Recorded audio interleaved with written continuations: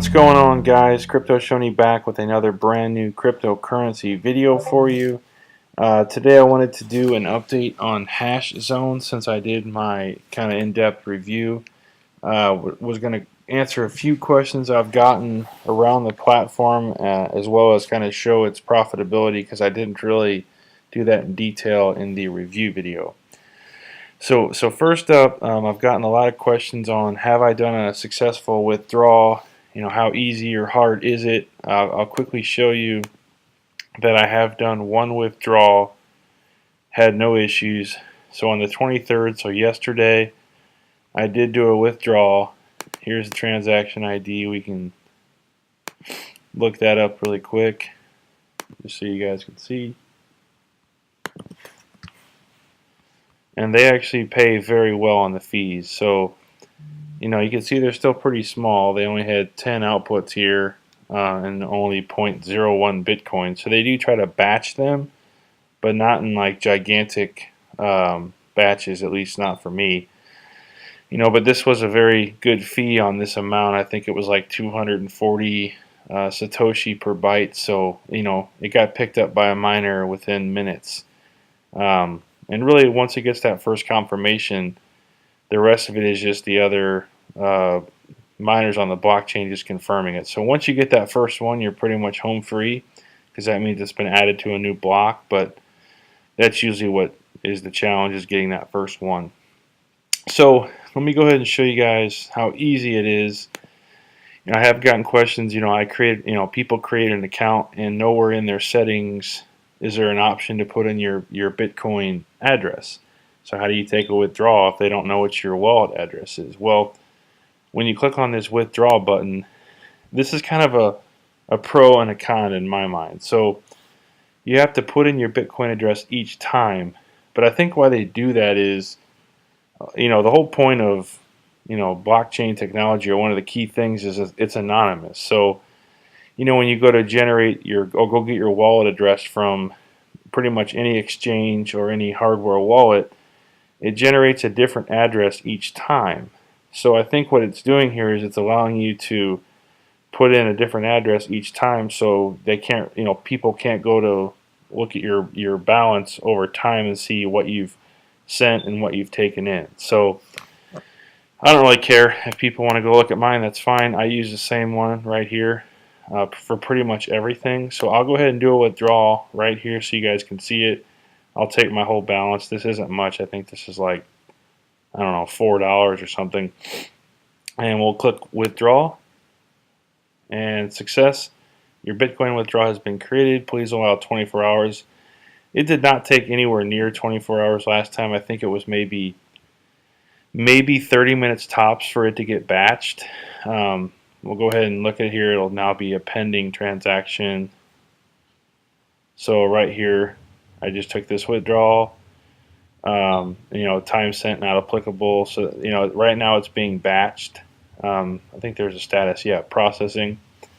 So, yeah, very easy. You do have to put your address in each time, but really not a big deal for me.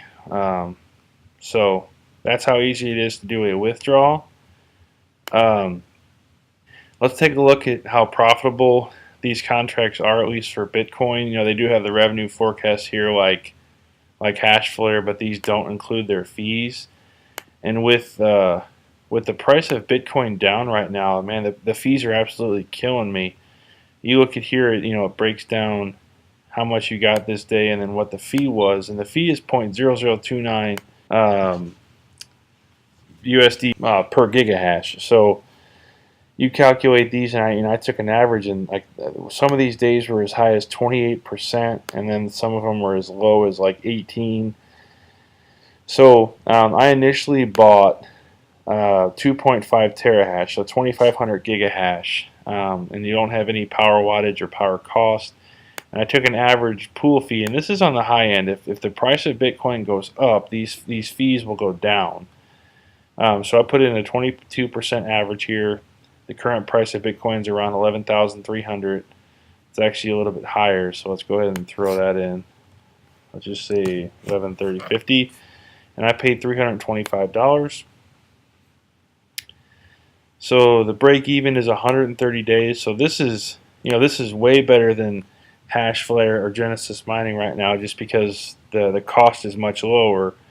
But with the fees, it makes it less profitable than the really high risk platforms like Cryptera, because they don't have any pool fees, at least not right now. If they do stay around, they're definitely going to have to add that, in my opinion. But so 130 days break even, making about 250 a day, 1750 a week, and $75 a month. So I started with a small amount of money to make sure this platform was going to pay me out, which it has once. I'll do a couple more, and I'll kind of play it by ear.